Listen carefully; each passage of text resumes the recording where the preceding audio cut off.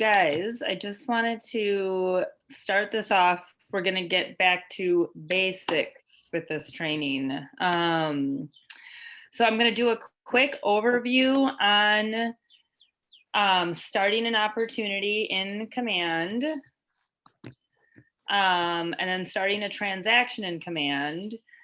But more so, our goal is just to go over the pieces of the offer to purchase packet itself, and go through just like the importance of each document, and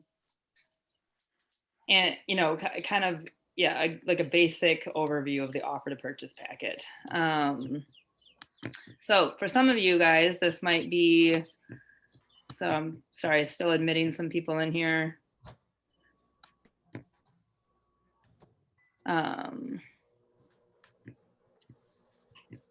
A lot of people to admit here. Sorry, guys.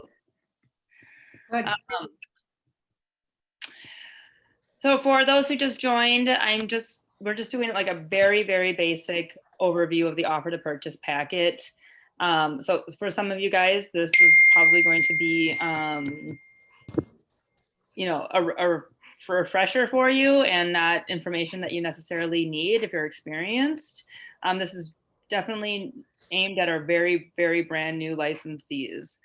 So, and I'll just say again, I'm just gonna quickly go over starting a transaction in opportunities, starting a transaction in zip forms. But I will also want to point you guys to our compliance in Command training videos on our YouTube channel, that this is much more in depth, and like the ins and outs of like the mechanicals of creating the transaction, and then different functionality of zip forms and creating the transaction. Again, we're kind of going over like the pieces of the offer to purchase packet. So again, here is that YouTube playlist. It's actually called the Compliance in Command playlist, and there's a see how many videos Kimmy did. I think there's 3 different videos created to show you guys again the mechanics of the ins and outs of creating a transaction in zip forms and in compliance. But I will go over it. Okay, so starting from our home screen in Command, again, when you are getting ready to meet a buyer and work with a buyer, you're going to have your buyer consultation, which please join tomorrow's meeting because we're going to go over a quick overview of a buyer consultation and the importance rather of it. But you're going to come here once you have that buyer agency agreement signed, or actually upon first meeting a buyer lead, you're going to come to Command first and enter them into your contacts. It's important to enter them into your contacts first because in order to create an opportunity, you need to have that contact in there. Just gonna do one more quick check on the attendance. So let's go to contacts.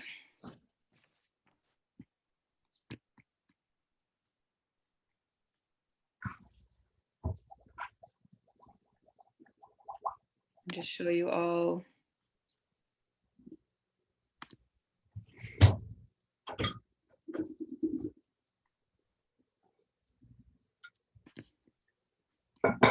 Right hand corner of your command screen, your contact database screen, you're going to have the add contact function. So again, once you get that, capture that buyer lead, you know you're going to be meeting with them for a buyer consultation. You're going to come here first and add them in.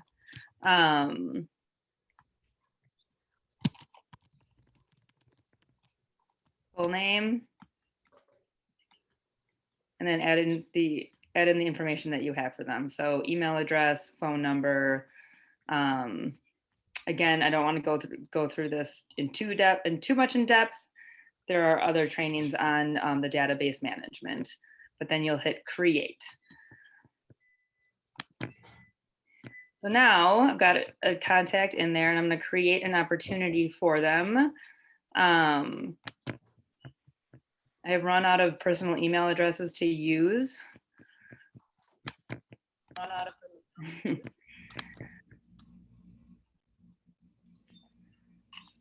I'm going to go to one that I already have created.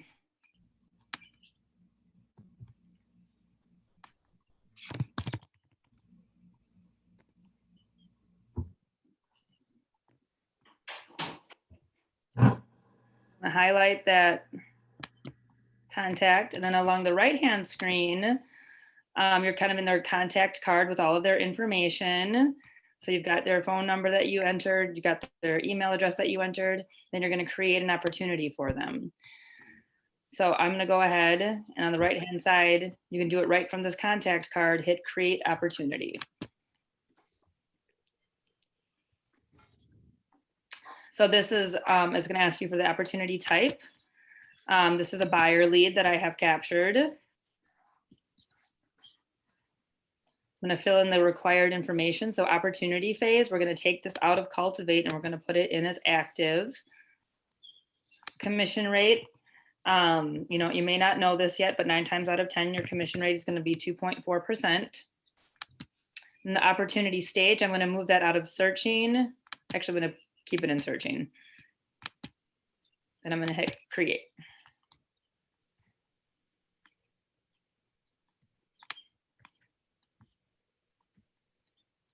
I'm going to click on their contact card or on their opportunity now. It's going to bring up a separate screen.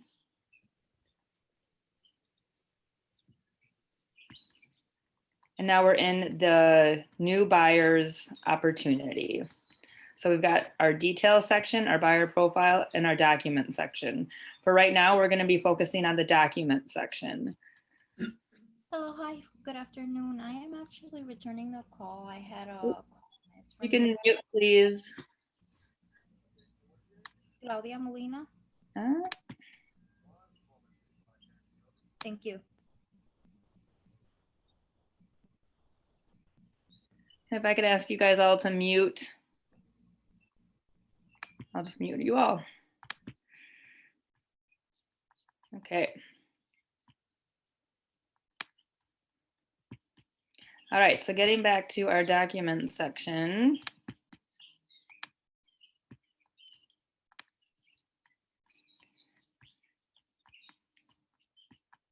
So now we've got our checklist type. I had this one already picked out.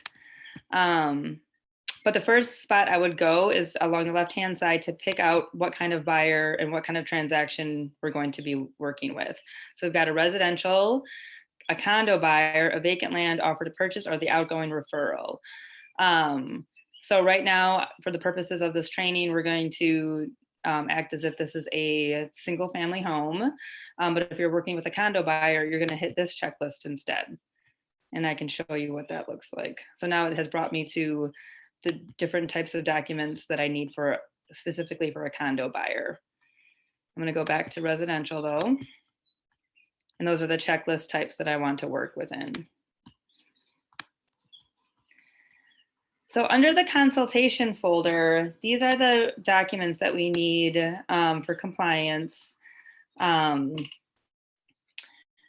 the consultation folder. So we have this divided into 2 separate lists, that initial consultation, and then when you are actually within the transaction and have an accepted offer with them, the different documents that we need for the actual offer to purchase.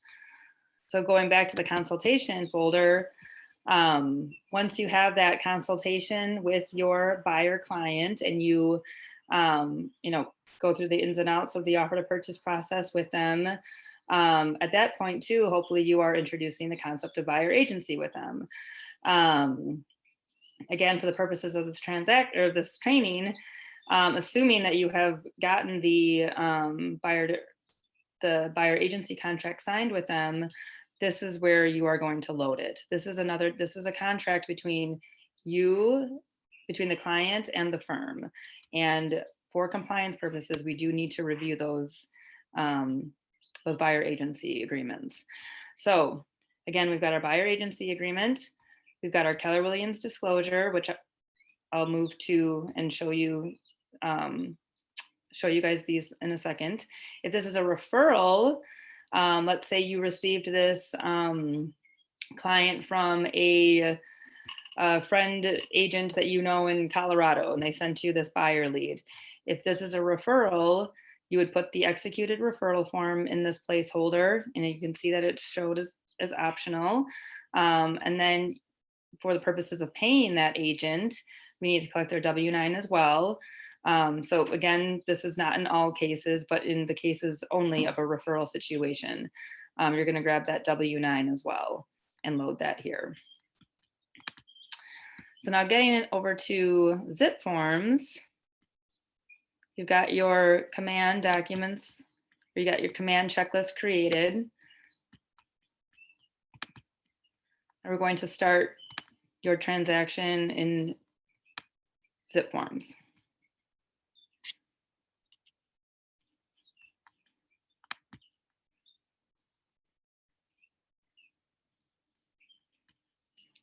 So now we're under the transactions tab. We're going to hit new. I'm going to delete this.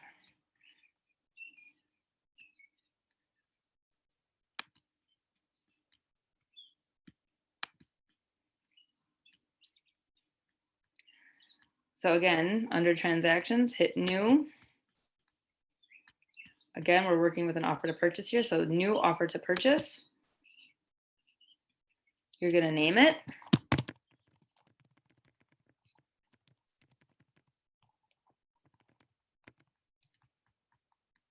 Category is residential. Again, if you were working with a condo buyer, you'd hit condo. Status will remain as active. And then you're going to apply the templates that we have created for you guys, which houses all of the documents that you use, the offer packet itself. So we've got our global templates. And we're going to go to the global residential offer packet. So this is what you guys will use. We're going to highlight that. We're going to hit save. Now your transaction folder will be created for you, and it'll bring you right into it. So it'll bring you right to the summary page, and we want to go to the document section. So again, I'm not going to go through the mechanics of this. We're just highlighting the different contracts that are typical in an offer to purchase packet. But I want to refer you guys back to that YouTube training that will show you guys how to get signatures, you know, the different functionality that you can use within zip forms. So now we've got our buyer agency agreement. We've got our offer to purchase. We've got our addendum A. We've got our Keller Williams disclosure. We have our home warranty application. We have a notice relating to the offer to purchase. We have a disclosure to customers. We've got a blank addendum here, and then we've got the lead-based paint pamphlet. Going back to that initial consultation, the documents that you guys need are the disclosure and the buyer agency agreement.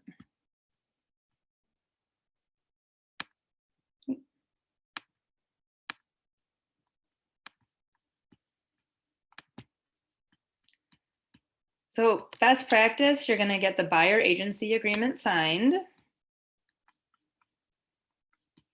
And again, this is between the firm and your client.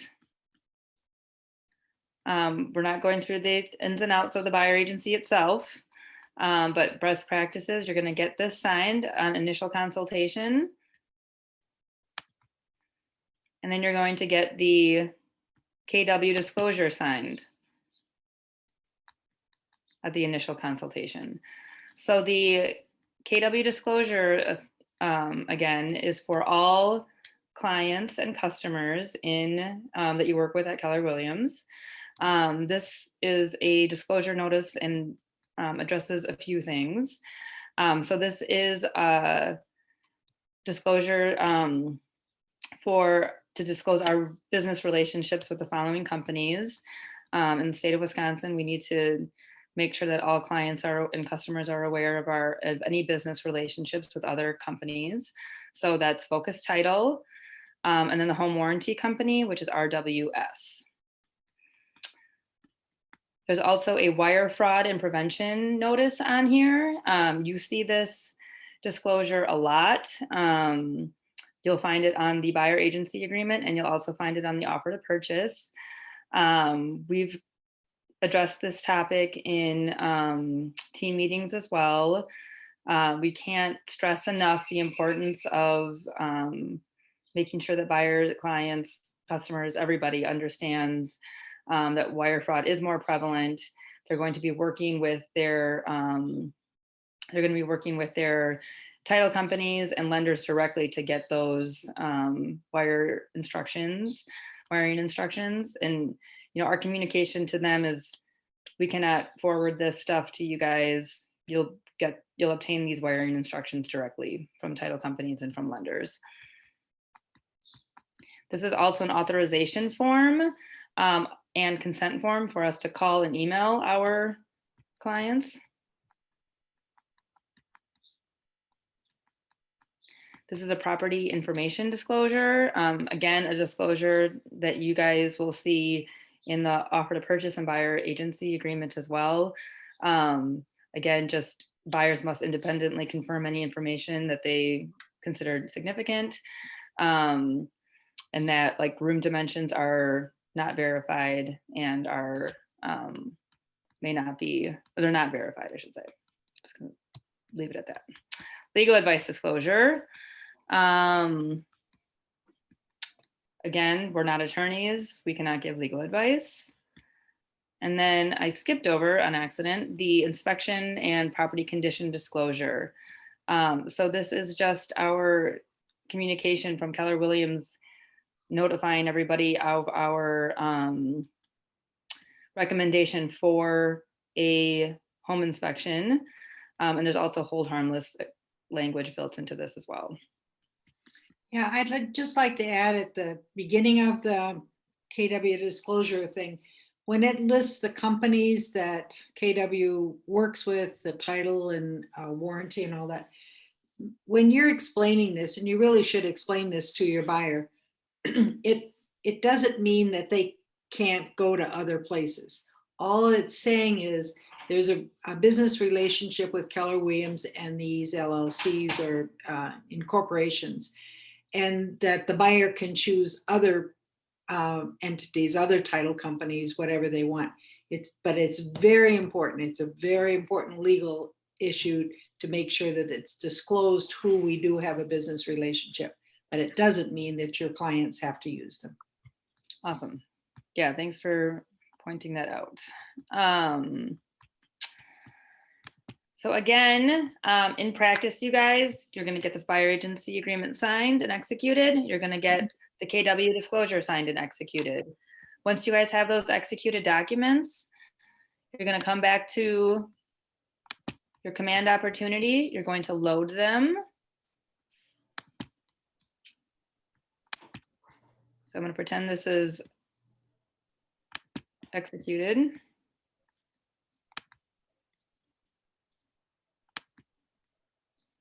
Maybe.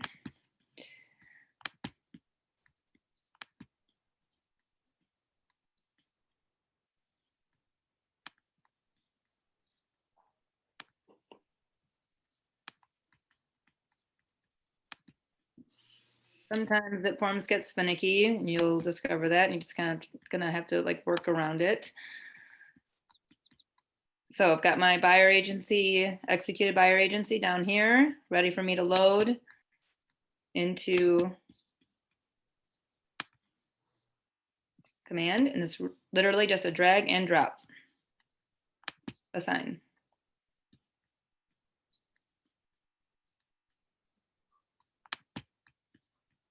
Same with our disclosure.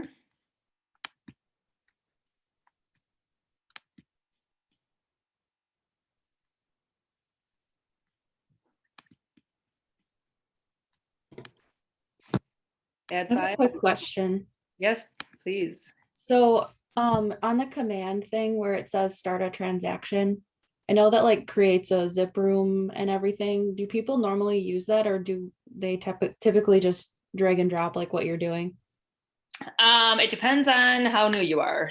We have changed up the way that we are teaching that, and we are not promoting the DocuSign room with the start a transaction button,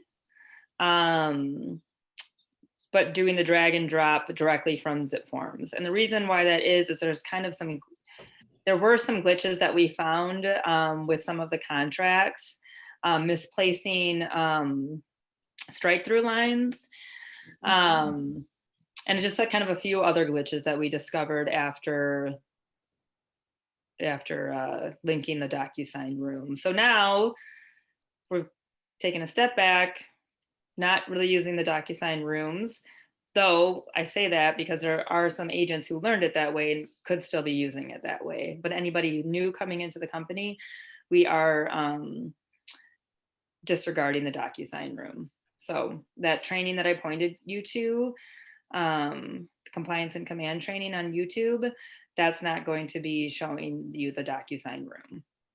Okay. DocuSign, though, is still a platform that we use within creating a transaction, in that you can, that is the signing software that we are still using that's built in, integrated, I should say, in zip forms. Yes. So you will still come across that term. Yeah. Okay. Perfect. Yeah. I've been doing it the way that you're showing, but I have seen the previous trainings where they've done the room. So I just wanted to see if there was a reason. Yeah, So no, either way. I mean, again, if you're used to it the other way, by all means, keep going. But we found this to be better. So, okay, so now I've got my executed document in this placeholder, and I'm going to submit to Kimmy. And now you are done with this. You are done with command for the time being. Now you're going to continue on to work with your clients, showing homes, writing offers, probably multiple offers before they land on one. That's just the nature of this market right now, as we all know. But once you are ready to write an offer for them, you're going to come back to command or to zip forms, and you're going to use your offer to purchase, your GMAR addendum A. You are going to be, I'm going to refer back to the under contract folder, and you might see some things omitted from that zip forms folder, and that is going to be the real estate condition report and the addendum S. You're going to grab those items from MLS.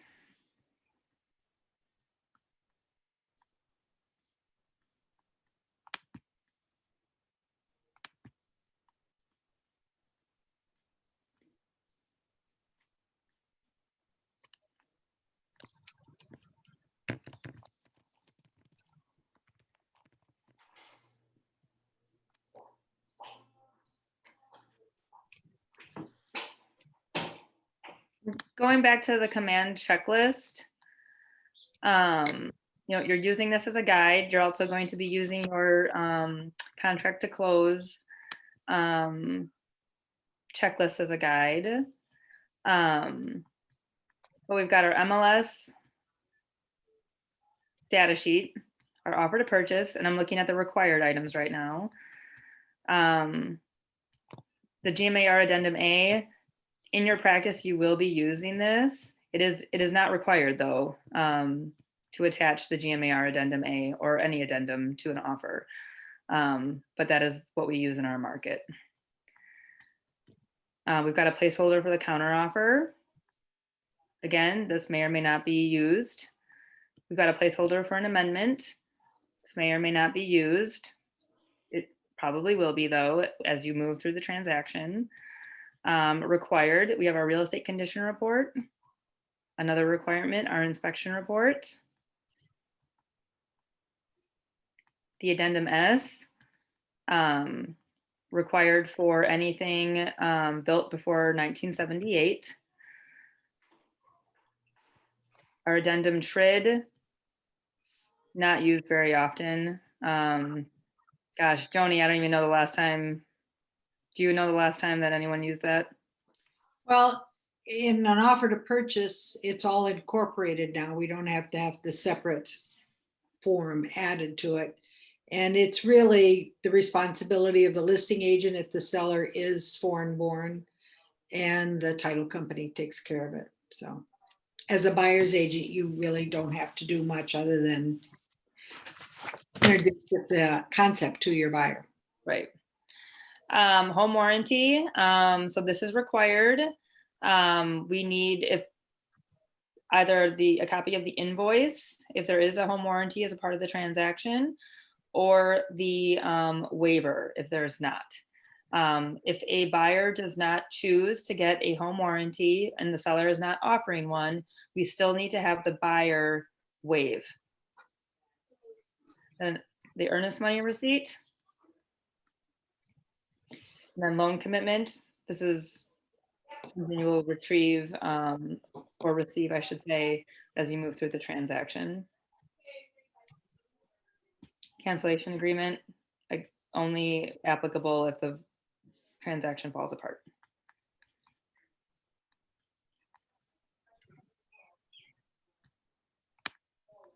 Okay. So we've got our offer.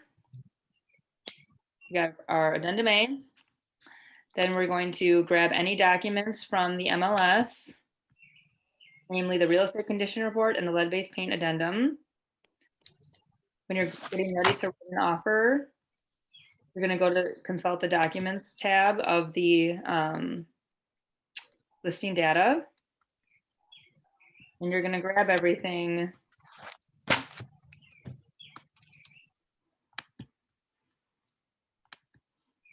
Normally you will not see a copy of the listing contract. This is because it's my own listing, that's why it's showing up.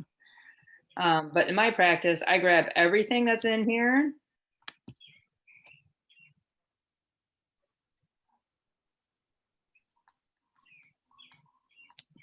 And I make a PDF of it and I load it into the zip forms folder, the transaction folder.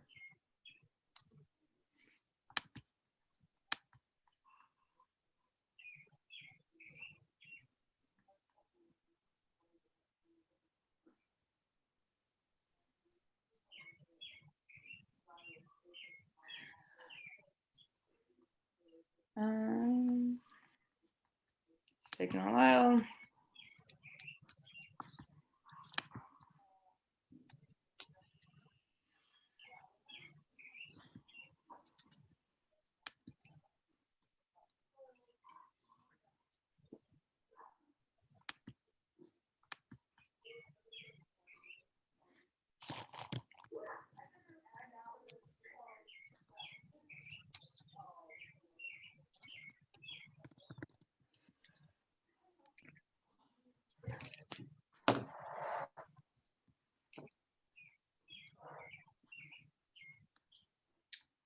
Hey.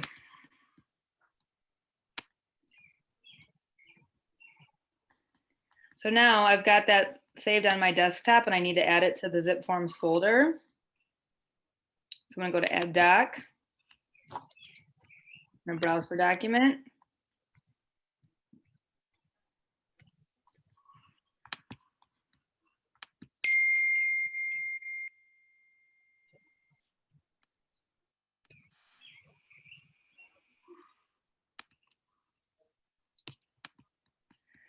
Ooh. It's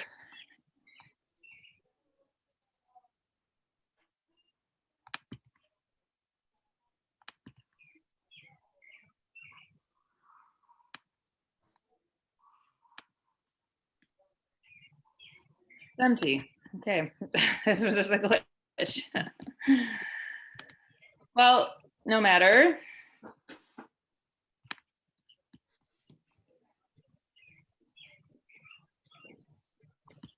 I will just go over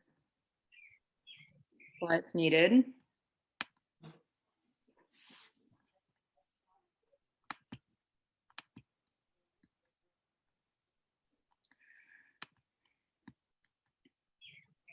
Okay.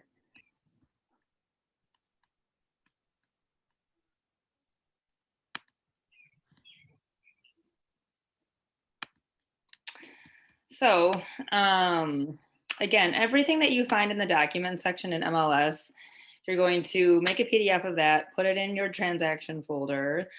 There are documents in here that I make it a practice to have, but if it's not required to be signed per the offer to purchase or attached to the offer, I still have my clients acknowledge that they have seen it with an initial. So that's just a comment. But so beyond the offer to purchase and the GMAR addendum A, we've got our lead-based paint addendum. And this again is required for all transactions or all homes built before 1978. 9 times out of 10, the seller is not going to have any knowledge of lead-based paint on their property. So on line 14 and the seller disclosures is 12 through 22. And 9 times out of 10, you're going to see that the seller has no knowledge of lead-based paint. The seller does not have knowledge of lead-based paint unless they actually have it physically tested.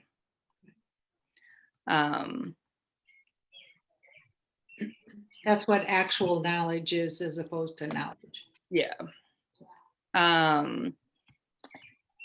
This will be signed by sellers already. And then we as agents, our role, and as the client, our role is to, as agents, is to acknowledge with our signature here on line 121. So you as a buyer's agent will always be signing this. And then it gets into the buyer's opportunity to either have include a lead-based paint contingency or waive their right to have a lead-based paint inspection. On line 147 was where the buyer can elect to have the lead-based paint contingency and have it tested.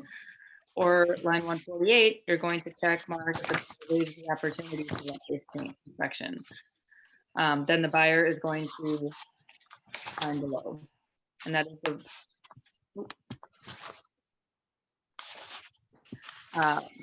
that is what you are having done, the lead-based paint. I will just say that I have yet to see, and Joni, if you can chime in on this, I'm not sure I've ever seen anyone elect to have lead-based paint I tested. just had one a couple of weeks ago. Did you? Right. The problem with electing to have a lead-based paint, it's some education you can give your buyer. There are multiple ways to test for lead-based paint in a house, ranging from scraping and taking samples and sending them to a lab, to X-ray machines that actually will X-ray through several layers of paint to see if there are any. The prices of these inspections can vary widely to very, very, very expensive to, as you said, just scrapings. So you really need, if the buyer is somebody that, you know, has little children who like to chew on the woodwork, that's something that you probably want to educate them about and have them educate themselves about, go to the DNR sites and things like that, but not to just casually say that you're going to test for lead-based paint. If you mark that you are going to do it, the lender is going to want your results of your lead-based paint inspection. So it's something that majority, like Steffi said, the majority of people waive that lead-based paint and just intelligently deal with the restoration of their house when they own it. Yeah. I feel like everyone's operating under the assumption that there is lead-based paint. Exactly. Any old house has lead-based paint. Yeah. It's just how you deal with it when you are going to change the paint or strip the paint or remodel or things like that. Yeah. that got put in there. I did not mean to do that. So then the other contract piece that you're going to grab from MLS 9 times out of 10 is just the real estate condition report. And as we all know, this is the seller's disclosure report to the buyer, indicating any defects that they know on the property. In practice, you are having your seller or your buyer review, of course. And then they're going to acknowledge, you're going to set them up for signing at the bottom of page 6, where it says prospective buyer. Yeah, and remember, that's just an acknowledgement that your buyer has received that condition report. It's not an agreement of everything that's on there. It's not binding to the fact that the buyer agrees with everything the seller has said, because they're still going to have an inspection. But what it does make clear in the offer to purchase is that these are items that the buyer has been made aware of prior to writing a contract. So they can't come back and use any of those items as a defect. So that's the importance of signing the condition report. It's an acknowledgement, but it's also acknowledging I learned about this, about the house. Mm-hmm. Can I ask just a quick question? Yes. Sure. Regarding that condition report, I was looking at a home where they're selling it as is and nothing was documented on this report other than her signature. So of course I showed it to the buyer to review. Is that a good or a bad thing? I mean, should we be even interested in the home? Is that a fair question or? You would just be relying heavily on the inspection. Okay. And that's what I said, we won't waive the inspection. Don't Right. waive the inspection. Yeah. Okay, I just want to make sure I'm on the right track. I've got to Oh, do some yeah. uploading. That's a Good. very good question, though, because it's really not clear what as is means. It's something that lawyers love to wrangle over, but generally it means when you see it like that, you advise your buyer to get a really good, thorough inspection. And most likely it means the seller is not going to do anything to correct problems found in the house. Yeah. I always say, it's just communication from the seller that they are stating to us up front that they wish to not, make any repairs, that they don't want to renegotiate on anything. But I also say that just because they're communicating that doesn't preclude us from attempting to negotiate. Okay. So, and then in the, back to command and one of the required documents. So we want to see a private version of the MLS data sheet. And I just want to point out how you retrieve that. So when you are in the listing information for the property that you're going to be looking at, in order to grab that MLS data sheet, you're going to hit select. You're going to hit print. You're going to change the version from public to private. You're going to go to full report. And then, even though you have indicated that you want to print it, there's actually an option just down here to hit make a PDF version of it. So it'll download a PDF for you, and then you can go back into command and add it to the placeholder like all of the other documents.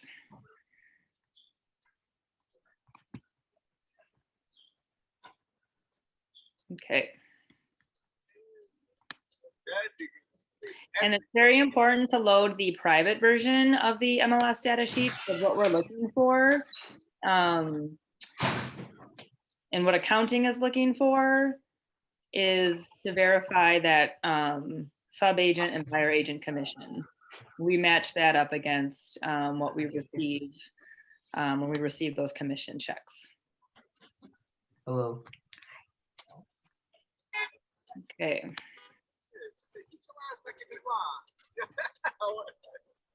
So now you've got your record signed, you've got your addendum S signed. Then of course you have your offer, everyone. Again, this is not an offer to purchase contract training right now. But this is it. This is everything. This is your offer to purchase. Some things I wanted to just point out that sometimes I see missing. Making sure that on the addenda, you are attaching that addendum S and attaching that GMAR addendum A. Making sure that you are filling in your name as the licensee who drafted it. And that includes your name and our firm's name. Okay. And then we've got our GMAR addendum A, which this addendum A, there are different versions of the addendum A. In our marketplace, we use the Greater Milwaukee Association of Realtors. And again, this is in your offer pack. Hit that global templates, so you won't have to guess. But this covers additional contingency, the testing contingency mainly, but then addresses the seller contribution. If you're asking for seller closing cost credit, this is where you're going to indicate if there's a home warranty. And I will point you guys back to, again, specific trainings on this in our YouTube channel. But again, in our market, we want to attach this GMAR addendum A. Well water testing, well system inspection testing, that is all included on here. How do you, Steph, how do you word mold testing? Mold testing, if you want to test for mold, you would include that in the general testing contingency. 28 to 30. Sorry, hold on. Can someone mute? I can't hear Steph. Okay, there we go. Hopefully everyone should be muted. So if your buyer wants to test for mold, you're going to use the general test contingency on line 28.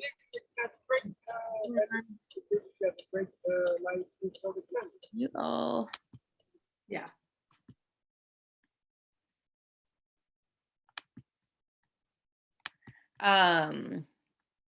Okay, I'll say it the third time. The general testing contingency on line 28.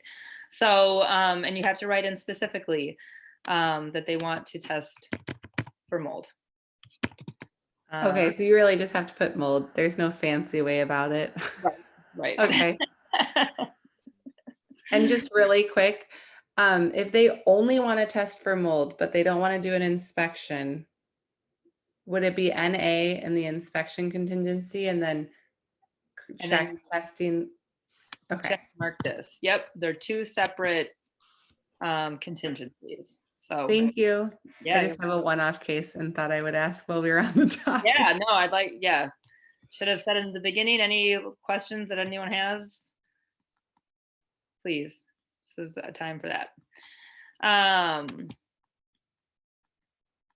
Okay, so to recap, we got our offer to purchase, our GMAR addendum A, we've got our lead-based paint disclosure, we've got a real estate condition report.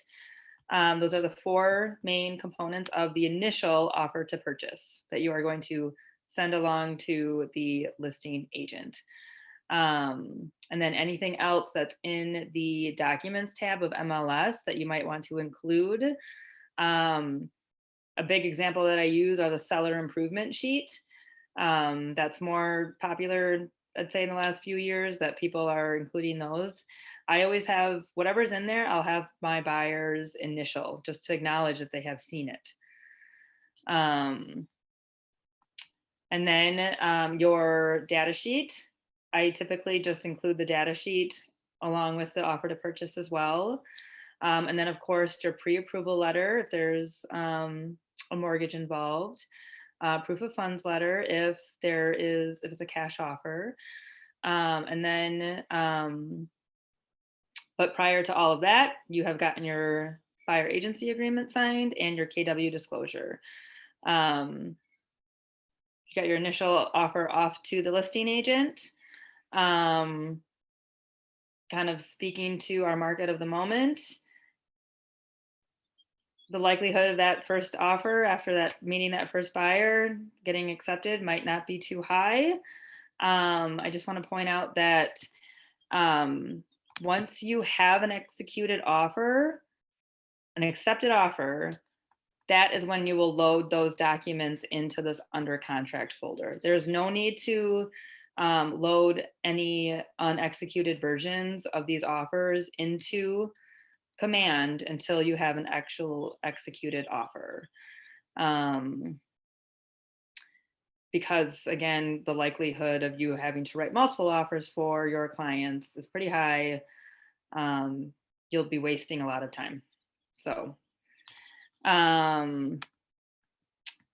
to the transactions folder and zip forms. If you are writing multiple offers, in my practice, I do not create a new transaction folder for each offer that we write on.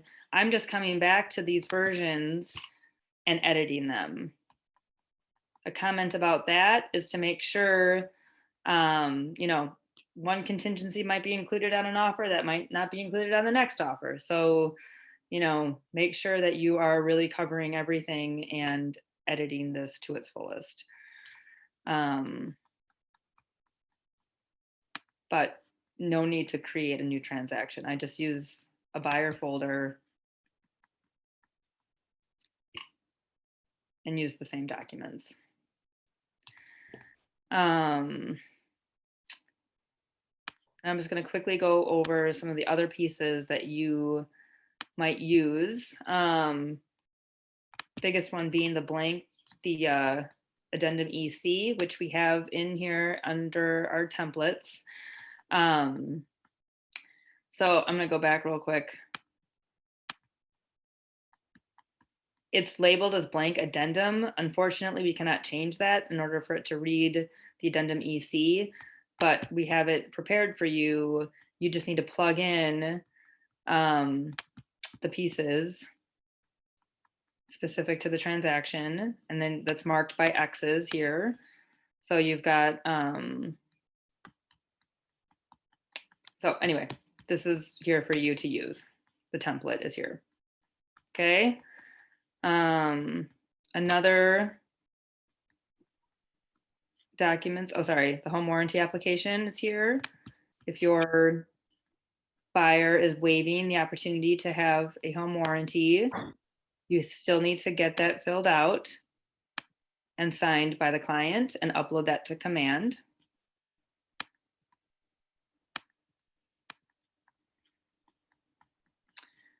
If there's a notice,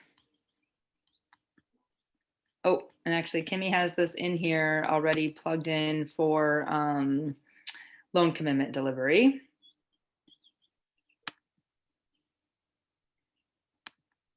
But you might use a notice for another reason. And then I just wanted to point out two more commonly used documents. So we've got our counteroffer.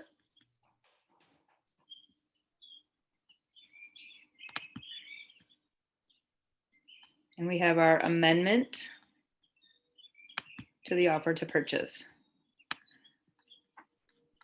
So again, the counteroffer is the vehicle that you will use to negotiate terms after that initial offer has been submitted to the listing agent. They might come back with a counteroffer, changing some of the terms. And you, as a buyer's agent, might be using your own counteroffer number 2 to change some of the terms that were proposed to you. This last week I had a 6 counter offer over like $500. Wish I were kidding. And then once that final offer is accepted, that final counter is accepted, you're going to load that into ML or into Command. But in that 6 counter deal, for example, I'm going to load the 6 counter offer executed number 6 here but then I'm gonna add count 1 through 5 as well. Okay. Then as you move through the transaction, the likelihood of you needing to use an amendment to change any terms that both parties need to agree on, you'll use the amendment to offer to purchase. The chances of you using an amendment to offer to purchase are usually after you have the home inspection. But it can be used at any time. But again, first opportunity is likely going to be after your home inspection to negotiate repairs. Yeah, I just want to throw in the disclosure to customer. Most of us use buyer agency these days, but you are not required to sign buyer agency with a buyer. So it's required to turn in if you have it, but it's not required to execute if you want to remain in a non-agency relationship with your buyer. But if that's the case, you must include the disclosure to customer along with your offer. You do not include the disclosure to client because it's no longer exists. It's in the offer, written into the offer. But the disclosure to customer, if you have a customer relationship, you must send this along with your offer. And the other time that you would use this is if you're writing on a for sale by owner property, and you must send the disclosure to customer to this for sale by owner, clarifying the fact that you are not representing that owner in any way. So those are the 2 times using that disclosure to customer. Yeah. And then if you are acting as the seller's agent in the transaction and the buyer is your customer, you're still going to use that consultation folder to upload the customer disclosure, and you'll just, it says buyer agency agreement, but in lieu of the buyer agency agreement, you'll put that customer over there. Good. Okay. I just wanted to clarify that. Okay, so I do have a customer. I wrote an offer the other day, very, very new. And I had her sign the buyer agency agreement along with I showed her the condition report and of course the actual offer. I should have had the disclosure to customer along with that. Well, there's a choice. If you are working with her as a buyer's agent, Mm-hmm. and you've signed the buyer agency agreement, Yes. then that's how you mark it on the offer to purchase in lines 1 and 2. But if Okay. you've decided to keep it as a customer relationship, you mark that appropriately on lines 1 and 2 that you're representing the seller, the listing firm. And that's when you send the disclosure to customer. Oh, okay. Okay. I think I understand. Disclosure to client is already incorporated in the offer, but Okay. disclosure to customer is a separate document you must accompany with your offer if you are representing the seller. Okay. Thank you. Yeah. And then again, you guys, every single opportunity that I have to, I'm going to go back and share my screen again.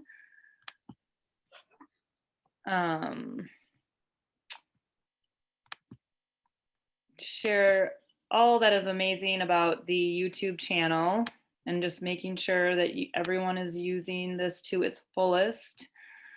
I will take.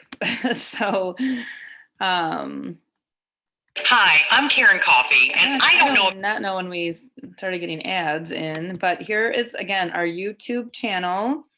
We only have 354 subscribers. We should have more than that. I just want to point out how this is organized. So we've got our main channel page, and then under playlists is where you will find the different categories of trainings that we have. So we've got commissions and command, which is what I had pointed you guys towards, or pointed you to in the beginning of this training. We have our masterminds playlist. Masterminds are run by by various people, but generally it is run by Charlie or a high producing agent, mega agent. We've got launch coaching, which you guys are all familiar with, right? So if you miss a launch coaching session with Amanda, you can come here and watch it that day or watch it that week. We've got our contract training. This I'll pull up.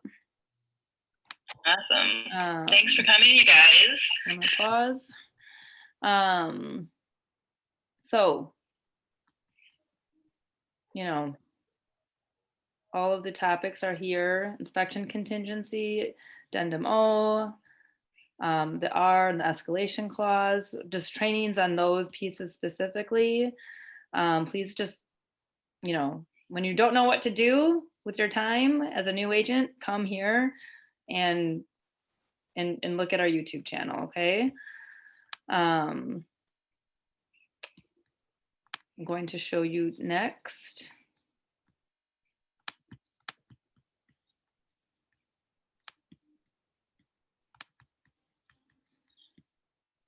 Contract training, I just went through that. Tech training with Lindsay. So her weekly trainings are recorded and put here as well. Team meetings. And then for my newbies, our newbies, productivity coaching. This is also very important. If you cannot attend in real life, or real time, I should say, come back and watch the video. So I would love to point out to you guys the buyer consultation and buyer agency. That would be a good next video to watch if you haven't watched it already after this training, along with the compliance and command video. Okay. Now, does anybody else have questions while we're here? Really basic 101, guys, but this, you know, we felt important to kind of just go over the basic pieces of an offer to purchase packet. Steph, I have a question because they're writing so many different offers. Are you asking them to put the address in the KW disclosure, or can they leave that blank?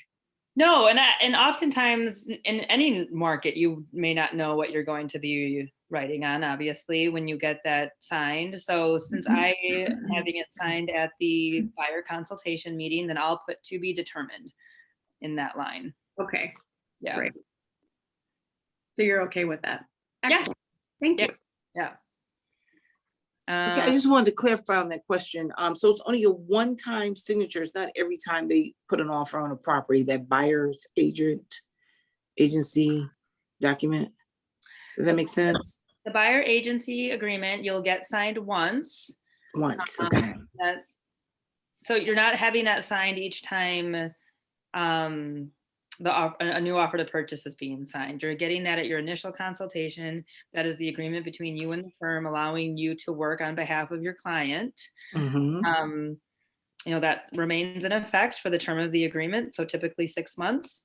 You're going to house that in the planned consultation folder. That's going to sit there.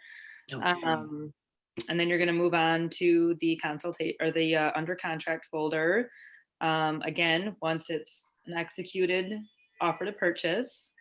But no, you're not having that buyer agreement signing it at each time that you write an offer.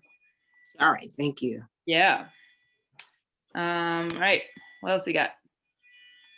I have a really weird, probably dumb question. No dumb questions. So I've been working with a buyer, like I've taken her through it's about the offer to purchase. I've taken her through the contract and like we've written a couple offers already, so she knows like the general idea of it. The question is, when I'm writing, like sending it off to sign to her, there's really only the one signature needed on the offer to purchase. But I've also been doing like putting her initials on some of the pages just so like I know that she's actually looking through it. Is that necessary, or am I just like overthinking things? No, I think that's great practice. You can do that. Yeah. 100%. I have a question. Yes. So I had an accepted offer for my buyer yesterday, and Woo-hoo! Yay! Wow. and it was my first one, so that's great. Wow. So in the MLS listing, it said hot tub on the deck, and there obviously was a hot tub on the deck, and then it didn't say if it was in the inclusions or exclusions, and then we didn't address it. So am I okay in assuming that the hot tub comes with the house? No, Mm-mm. Gotta write it So we down. should ask, I should ask them that. I would do an amendment just to clarify that. Okay. Um, I have a question. yes. So I've been working with a buyer, my buyer for a little bit, like a month now. And I put in 6 offers. They all got rejected. Most of them have been over 50K asking price. And now I feel like my buyers are like, think it's me. And I'm trying to explain to them, what's going on with the market right now. And, but how do you like explain without losing a client, Like, how do you explain that to them without, because their parents is like, oh, maybe we should have went with somebody that's been in the game 20 years, And I'm like, no, that's not necessarily the case. So, and I've been trying to explain to them, but in their minds, they're not, they're a buyer. So they're not thinking like, what's going on with the market. They just care about what they want. Right. But how do you protect yourself in that situation? Well, Joni's actually going to be addressing this tomorrow, and The team meeting. at the team meeting. I'm so sorry. Like, we just can't stress enough the importance of doing that buyer consultation meeting to explain just what you are going through with that client. We need to right size expectations with our buyers even before we start searching with them. It's going to be a long haul, and we want to make sure that everyone kind of understands, we want to make sure that everyone understands our market and kind of the journey that they will be taking with this, because there is going to be a lot of heartache, and you're doing your job by explaining that and saying, there's going to be some tough moments in this, and we're going to lose. The likelihood of us losing before we win out on something is high. And, we just need to explain that. And I need to make sure that you understand that and just, explain the nature of this market.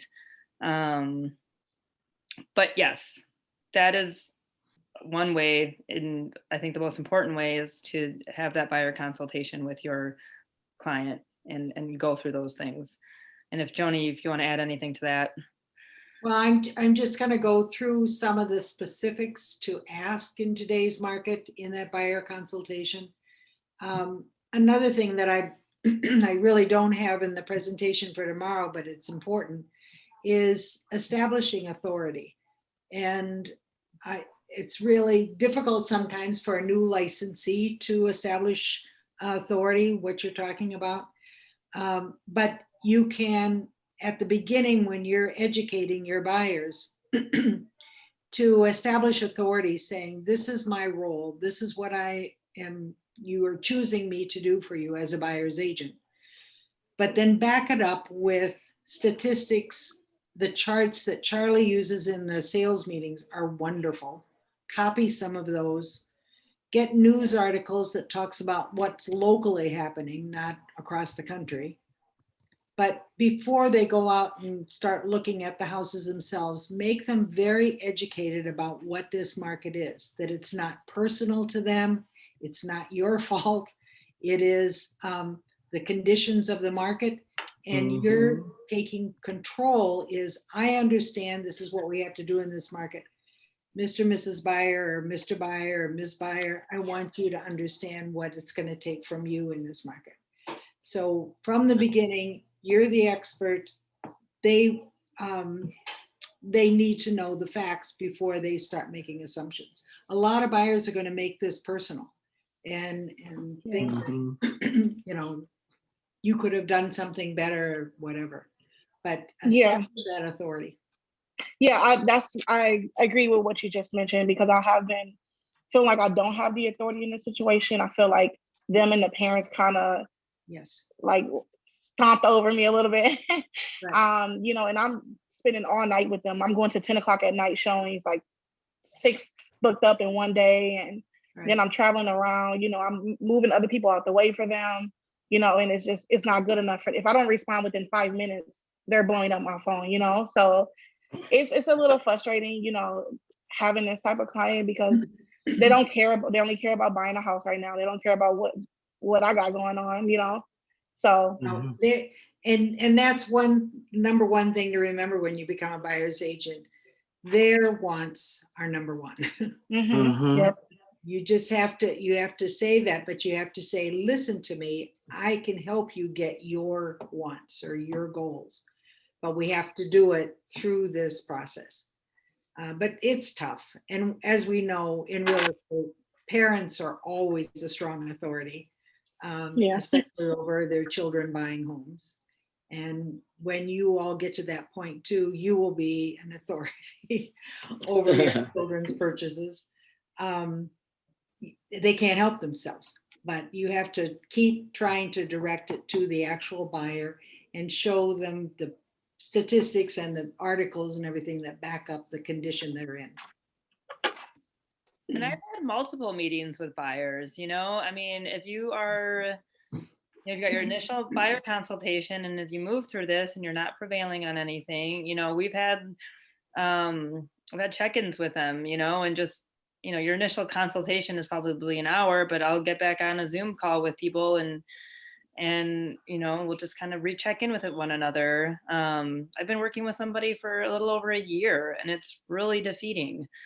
It's very defeating, but it's, but I like what Jay said last week about this. Like, we have to remain positive for our clients. They will prevail on something eventually, but it is challenging for us. If anybody's interested in doing a role play with me on overcoming buyers' objections or overcoming buyers' parents' objections, I'd be happy to play that role with you and create a dialogue on some of what your best responses could be. Yeah. We're over time, but I mean, if anyone has another question. I have a question really quick. Okay. So I have, okay, we are asking for $4,500 in closing cost credit. Okay. I talked to the lender. He said, yep, $4,500. You'll be good to go for your buyer. And this is something we're asking as we write the offer to purchase, not after an amendment, because of some things that came up. But anyways, so as I'm filling out the offer to purchase, I'm at the part with the taxes and which box to check. And I'm like, well, wait, I think that our closing cost credits some of it is going towards taxes. Yeah, it's still, that is addressing how the taxes are being prorated, and not addressing like escrow funds that a closing cost credit covers. So you're not going to change how you write the offer knowing that. So that's, again, just based off, that's indicating the calculation that the title company is going to use to figure out that prorated amount that the seller is going to credit the buyer at closing to pay their taxes at the end of the year. So you're still gonna, I'm sure you're using last year's taxes amount, that will be the same, but then you're going to use page 1 of the GMAR addendum A to address the closing cost credit of $4,500. Yes, I am. Do I need to put it in the additional provisions on the OTP at all, or it's just in the GMARA? Just in the addendum A. Okay. And I think you answered this while I was stuck on a call, but just to confirm, when we're submitting in command, I know we have 7 days from like an accepted offer to submit. But if your inspection's happening on like day 7, what did you say about that? Yeah, you're just going to be adding documents as you go along, and yeah, you can't control that. So if you're not going to get your inspection report until after day 7, don't let that hold you up from submitting that offer. We want to see that. We want to see it for a few reasons, but mostly it's seeing for accounting purposes. So, yeah. All right. So my offer that I wrote last night, should I have uploaded it already, or do I wait to get accepted? Until it's accepted. Once it's executed, that's when you're gonna load it into Command. Okay, I'm ready then. Okay. Thank you. Yep. Okay. Good. So next Monday, Steph, you're going to go through this on the listing side. Yes. and Talk about the listing packet. Yes, the listing. Oh. Okay, guys, thank you for coming. I think what is coming out of this, and Joni, I think you'll agree, I think we have a need for doing a lot of just general help desk sessions, you know, and just we were stockpiling a lot of these courses for everybody, which we can refer back to. We can refer everyone back to our previous trainings on the YouTube channel. But maybe we should be doing more help desk sessions on Mondays. So, but we'll talk about that, and we won't hold you guys up any longer. Thank you. Thank you. Thank you. Thanks, guys. Have a good day. Bye-bye. Bye. Thanks, Stephanie. Thanks, Joni.